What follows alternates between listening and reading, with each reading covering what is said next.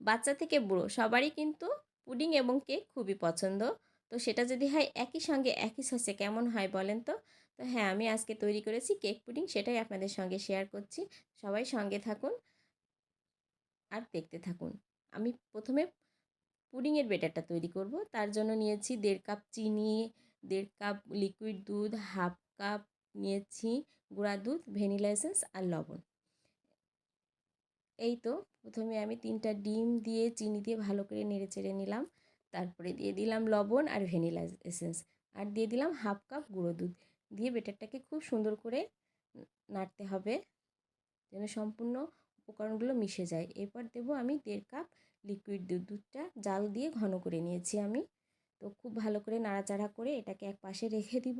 আর তারপরে আমি চলে যাব ক্যারামেল তৈরি করতে। ক্যারামেল তৈরি করার জন্য একটা প্যানে আমি হাফ কাপের মতো চিনি নিয়েছি। চিনিটাকে খুব ভালো করে ক্যারামেল তৈরি করে নিতে হবে। তো আমার ক্যারামেল তৈরি করা হয়ে গিয়েছে। তো এখন একটা পুডিংয়ের মোল্ডে আমি ক্যারামেলটাকে ঢেলে সেট করতে দিব। তো এই যে আমি একটা পুডিংয়ের মোল্ড নিয়ে এরপর কেক তৈরি করব। কেক তৈরি করার জন্য আমি কিছু উপকরণ নিয়েছি চিনি, ময়দা, রেগুলার তেল, কোকো পাউডার, ভ্যানিলা এসেন্স, লবণ আর বেকিং সোডা। তো আরও নিয়েছি 2টা ডিম। ডিমের সাদা অংশকে আমি একটা ইলেকট্রিক বিটারের সাহায্যে ফোম করে নিব। অল্প অল্প করে চিনি দিব আর ফোম করে নিব। তো ভালো করে দিতে হবে, অল্প অল্প করে দিতে হবে এবং একটু সময় ধরে ফোম করে নিতে হবে। দেখেন আমার চিনি দেওয়াও শেষ আর ফোমটাও খুব সুন্দরভাবে হয়ে যাচ্ছে। তো ফোম করা কিন্তু আমার অলমোস্ট হয়ে গিয়েছে, অনেক সুন্দর হয়েছে ফোমটা।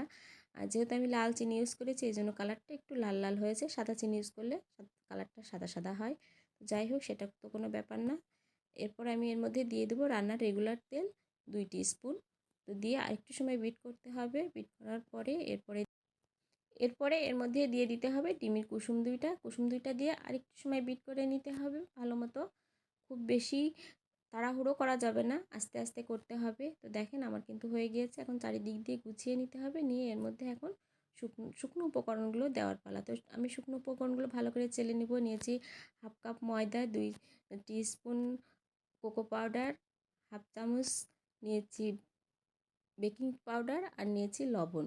নিয়ে ভালো করে আমি চেলে নিলাম। চেলে নেওয়ার পরে খুব সুন্দর করে এগুলোকে মিশিয়ে নিতে হবে। তারপরে আবার অল্প অল্প করে চালতে হবে আর দিতে হবে কেকের ব্যাটারের মধ্যে দিয়ে হালকাভাবে নাড়তে হবে। খুব আস্তে আস্তে একদিক দিয়ে ঘুরিয়ে ঘুরিয়ে নাড়তে হবে, তাহলে কিন্তু খুব সুন্দর হবে। এভাবে আস্তে আস্তে অল্প অল্প করে দিতে হবে আর নাড়তে হবে। খেয়াল রাখতে হবে যেন কেকের ফোমটা নষ্ট না হয়ে যায়। এটা খুব আস্তে আস্তে করতে হবে। তো আমার কিন্তু অলমোস্ট হয়ে গিয়েছে। তো আমার একটু মনে হচ্ছিল যেন বেকিং পাউডার কম হয়েছে, সরি কোকো পাউডার কম হয়েছে। তো আমি একটু কোকো পাউডার আর ভ্যানিলা এসেন্স দিয়ে আরেকটু সময় নাড়াচাড়া করে এই যে হয়ে গিয়েছে এখন। কত সুন্দর হয়েছে। তো আমি যে বাটিতে আমি করেছিলাম পুডিংয়ের জন্য ক্যারামেল সেট করেছিলাম, তার মধ্যে আমি পুডিংয়ের ব্যাটারটাকে ঢেলে দিলাম, কারণ আমি এটাতেই তৈরি করব আর এটা ভালোভাবে ছেঁকে নিতে হবে। তারপরে আমি কেকের ব্যাটারটা আস্তে আস্তে করে পুডিংয়ের ব্যাটারের উপরে ঢেলে দিব। ভয়ের কোনো কারণ নেই, কারণ কেকের ব্যাটারটা এতটাই হালকা যে নিচে চলে যাবে না, ওটা উপরে ভেসে থাকবে। তো আমার সমস্ত ব্যাটার দেওয়া হয়ে গেলে একটা কাঠির সাহায্যে নেড়েচেড়ে একদম সমান করে দিতে হবে। সব জায়গায় যেন সমান হয়, উঁচু নিচু না হয়, সেজন্য খুব সুন্দরভাবে সেট করে দিতে হবে। তারপরে ঢাকনাটা দিয়ে ভাপে দিতে হবে। তো আমি স্টিম করার জন্য একটা প্যানের মধ্যে একটা স্ট্রেনার বসে কিছুটা পানি দিয়ে তারপরে ভাপ দিয়ে নিব। দেখেন আমি কিন্তু সব কিছু রেডি করে নিয়েছি, এখন ভাপ দিয়ে নিচ্ছি। উপরে ছিদ্রটাকেও বন্ধ করে দিতে হবে একটা টিস্যু দিয়ে। তো এভাবে আপনি 40 মিনিট ভাপ দিতে থাকবেন। 40 মিনিট পরে দেখেন কত সুন্দর হয়েছে। তো 40 মিনিটের মধ্যে হয়ে যাবে, কম বেশি সময় লাগবে না। ঠিক 40 মিনিট যদি দেন তাহলে কিন্তু একদম ঠিকভাবে হবে। এবং এটা জালটা হবে মিডিয়াম লো হিটে জাল দিতে হবে। তো আমি রুম টেম্পারেচারে চলে আসলে ঠান্ডা হয়ে গেলে আমি এটাকে নামিয়ে নিলাম। কত সুন্দর হয়েছে, মাশাআল্লাহ অনেক সুন্দর হয়েছে।